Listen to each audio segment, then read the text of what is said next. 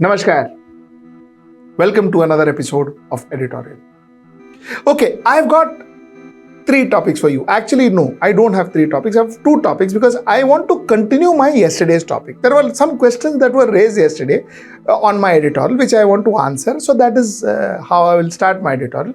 My second topic is Kerala goes to Supreme Court and says, listen, you know what, center cannot put ceiling on our loan. We should be allowed to borrow money. Court says, no, hang on, wait, you cannot borrow money. Let's talk about that decision. My topic number 2 is people are popping from one party to another. That's not a problem. Okay? The problem is the reason they are giving. And that connects to my yesterday's editorial. Voters are idiots. The reasons they are giving. Let us understand that. Let us analyze that. Let's get right into the show. So, like I said, let me start with my yesterday's editorial. I had spoken about voters are idiots. Why did I say that? I showed you ads. The way political parties in India, including Bharatiya Janata Party, Congress, etc. In fact, I spoke about Bharatiya Janata Party and Congress to be precise.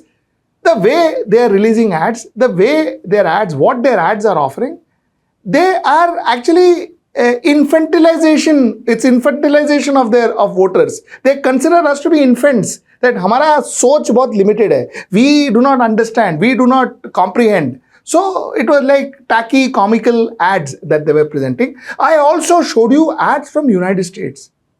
Ads from Joe Biden. Ads that Barack Obama had done.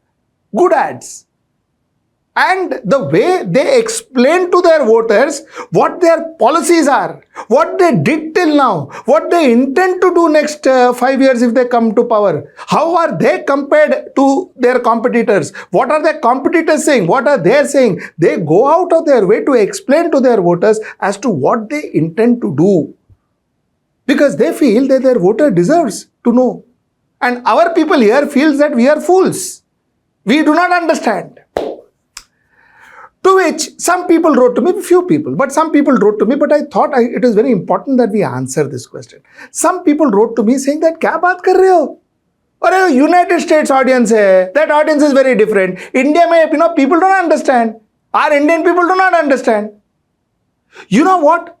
Let me tell those people, let me tell those viewers, you are grossly mistaken. You are grossly mistaken and you are undermining your own self. You see, let me start with statistics like we always do. Do you know our literacy percentage is 76.26%. India's literacy percentage, 140 crore people, literacy percentage 76.29%, and the literacy of America is 79%. Nothing majorly different. 2-3% here and there. But if you look at it, surprisingly, 25% of children in America do not grow up learning how to read, and 65% of children in the 4th grade cannot read proficiently. So it is nothing different. Please understand, it is not that they are intelligent because they speak, their language is English is their mother tongue. So that doesn't mean every person there speaks English, so they are educated. Wrong. Wrong. You see, I can say this with some amount of confidence and some amount of surety. I have spent a reasonable part of my life advertising, communicating, marketing rural products. I've spent a decent part of my life understanding rural markets and rural India. Let me tell you the rural wisdom that India has, I think, is far superior to the wisdom a lot of urbanites claim to have. Let me tell you that. Let me also tell you the understanding about politics that rural India has far surpasses the understanding of politics that urban India has. The need for good politics and good politician that rural India has surpasses the need for good politics and good politician that urban India has. Because rural India needs good politics, good politicians, good policies for survival, for their existence, for their growth.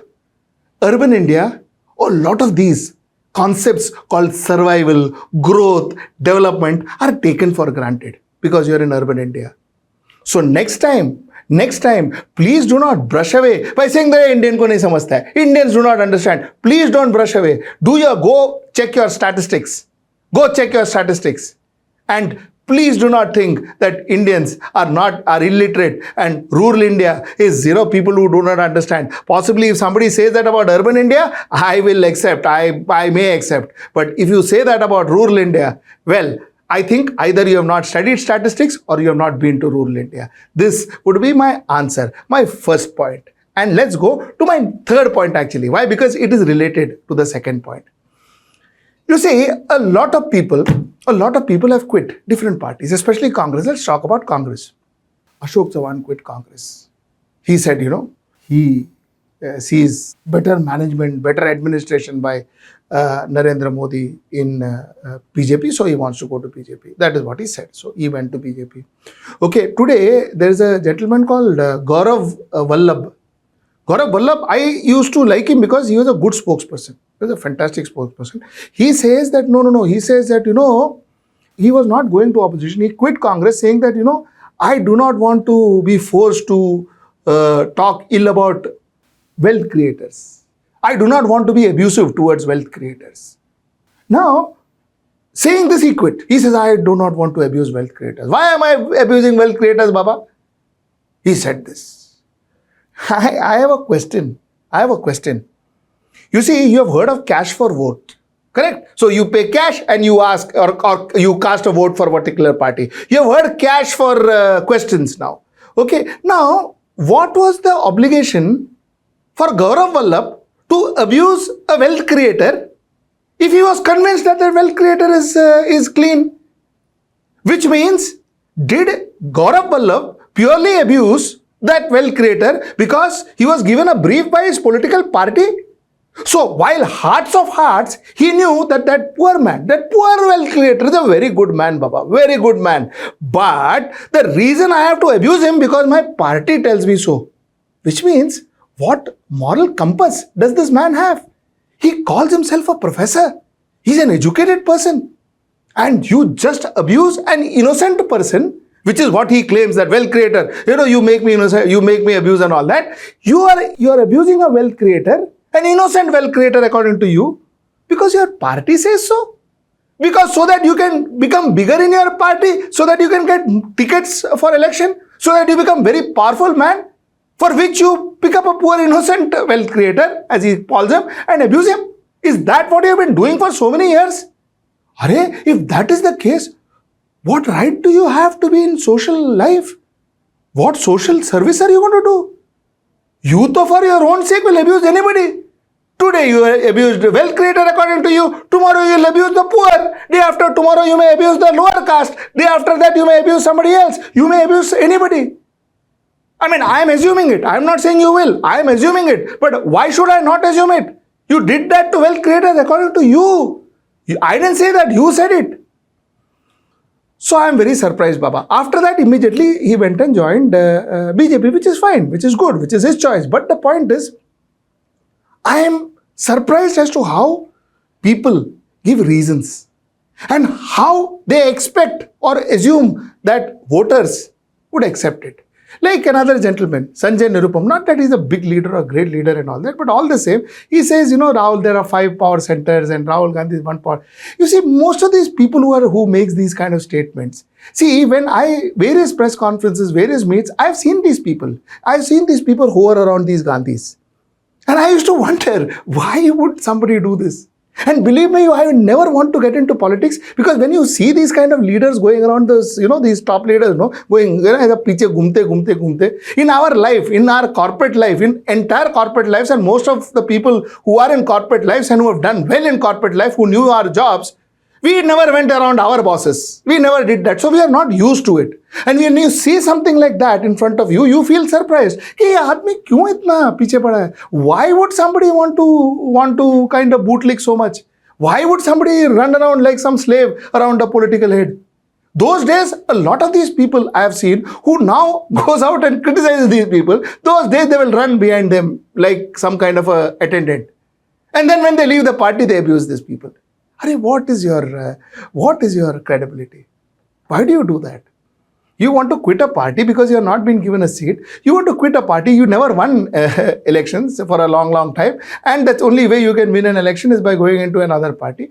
So you go to another party. All that is fine. Yeah, it is nothing wrong. Because politics is also career. I don't disagree to that. It is not just that you do it for the sake of people and do it for the sake of voters and all that. Yes, theek hai to a large extent. But I agree to all this. But what I don't agree to is why do you kind of say things to the voters that are not even believable? And why do you assume that voters believe you? That's my question number one. My question number two is, what is BJP doing? You see, the BJP I know and the BJP I knew was a party which had fantastic leaders. In fact, they had very good leaders. You see, what is really happening is today, every second person I see are people who have parachuted from different parties, Congress specifically. Look at leaders that you see around. The original bunch of BJP leaders are slowly getting lost. Where is Gadkari? Why is Gadkari not, a lot of BJP people tell me, Narasimha Rao was not done justice to Baba. I tell you, Congress didn't do justice to Narasimha Rao. Of course, Congress didn't do justice to Narasimha Rao. But where is BJP doing justice to Nitin Gadkari? Is BJP doing justice to Nitin Gadkari? You see, I see a certain amount of, a certain amount of lack of enthusiasm in senior BJP leaders, including Nirmala Sitharaman. I may be wrong. This is my assumption. I may be wrong, but I see certain lack of enthusiasm. And as a management student, as a person who has managed companies for last lot of decades in my life, let me assure you, this comes from the fact that when you have outsiders who are getting plum position in your company and your old people who have worked to make your company what it is are sidelined, this is what you expect. You expect a certain kind of demotivation that happens in those people. Those people do get demotivated and it shows on their face. Next time, look out for those faces. Look out for those faces. Believe me, it is no analysis or no great the analysis and all I am giving you. I am giving a simple point. You can see it for yourself. And let me know in the comment box below what you think. My last point. You see, under Article 293, which confers executive power on state to borrow money within limits prescribed by the state legislature, a state government can borrow money under this article and under a prescribed, limitless nahi hai, it is limited money they can borrow. Now, the central government has put some borrowings limits. So they have put some cappings to the borrowing, which is 3% of the projected gross state domestic product of 2023-2024, which is 32,444 crores. And I am talking about the state of Kerala. Kerala says, nahi bhaiya, humko aur paise chahiye. State says, nahi dega. Bas, capping hai na? Capping hai. The court ruled and they said, listen, you know what? The Supreme Court reference to the suit filed by Kerala challenging the centre's decisions curtailing the borrowing. The Supreme Court declined to grant an interim order to resort the position prior to the imposition of borrowing limits by the centre. What happens is, the Kerala government went and said that no, you please restore the previous position where we were allowed to borrow without the limit, without the capping, and let us go out and borrow. We need money. There's huge financial crisis. Court said no, we will not allow you that. Hang on. The court said no. Now, there are two views to it. Should a state be allowed to borrow limitless? The answer is no. Because that is going to cause ramification to the entire country. Because mind you, the entire country is the guarantee for the money that the state is borrowing. So that will lead to a financial disaster. It will break all financial disciplines. So the center putting a cap on a state is very justified. Let us be very fair on this. And the court ruling is to a very major extent very justified. So that is my first point. My second point is looking at it from the other perspective. You see, when a student is doing well when a student is doing well, when a student is doing exceptionally well in his studies, the chances are the parent would put a little more money to that particular child, on his tuitions, on his extra coaching, so that he excels in what he is good at, he or she is good at. So if a parent with two children, one child doing exceedingly well, the parent may want to invest a little more, not because the parent loves the other child lesser, but the parent wants this child who's anyway doing exceedingly well to do a little better. Little more better, much better rather. So उसमें गलत क्या है? What is wrong in that? Why am I saying this? Why am I giving you this example? Because if a state like Kerala, which in all social standards are doing phenomenally well, they're doing phenomenally well. When they're doing well when it comes to education, they're doing well when it comes to healthcare, they're doing well when it comes to infrastructure, they're doing well in almost every social parameters. When they're doing well, wouldn't it be more prudent for the central government to promote that state, to give a little extra to that state so that they excel and they become an example to the rest of the country? Wouldn't that also be prudent?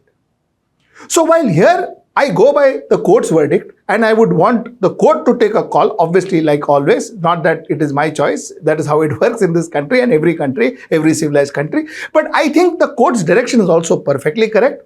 But I am just putting what I am trying to put in front of you is not a view. What I am trying to put in front of you are two aspects to this particular case, two aspects to this particular situation.